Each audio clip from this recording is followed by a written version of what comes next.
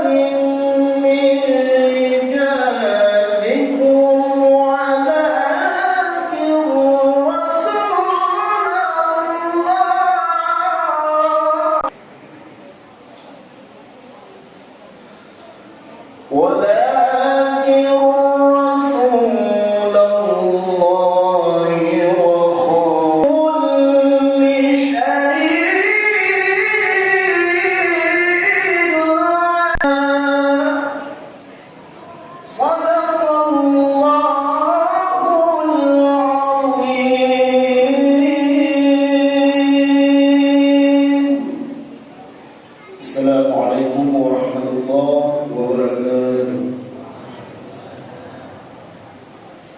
Terima kasih banyak yang disampaikan kepada saudara disampaikan oleh Tengku Muhammad Nasir S.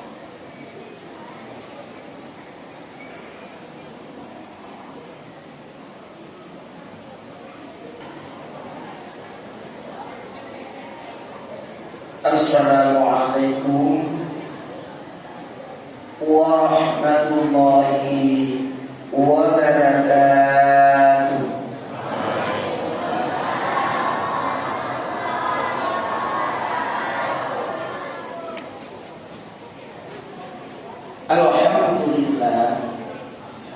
Alhamdulillahilladzi ahata bi kulli syai'in ilma wa ahsa kulla syai'in adada alladzi faddala syahra rajaba wa awjaba 'alaina ta'dhiba wa fil ayatil ukhra wa yuqimus salata wa yu'tuz zakata tajika nahi ini ditahan oleh Allah Ta'ala angin udara dalam penajina apa kita saja angin kenapa? Karena kita memerlukan Allah, memerlukan udara dan mengeluarkan CO2. Kita tadi karena ada udara. Kalau Allah Ta'ala menghentikan udara, meninggal. Di situ kita bersyukur kepada Allah Subhanahu wa taala. Nah, kemana-mana harus kita menyerahkan diri selain kepada.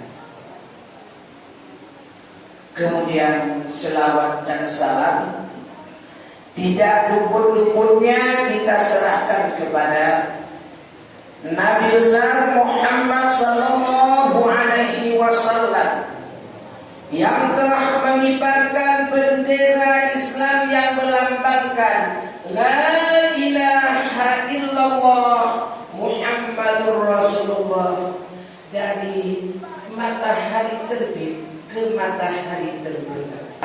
Kami menghimbau kepada kita sebelum kita mulai, mari kita berdiri sejenak mengumandangkan sholawat kepada semoga roh Rasulullah tetap bersama kita di masjid Suaka Konggo dan menghadap kepada kita semuanya. Rasulillah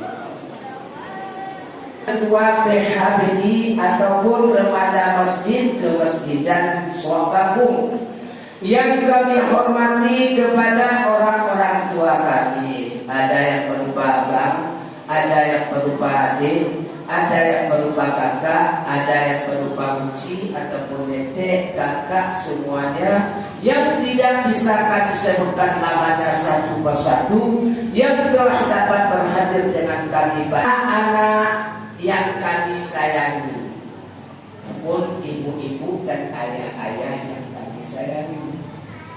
Komandan roh samo dan yang paimangan dia rokat kecil.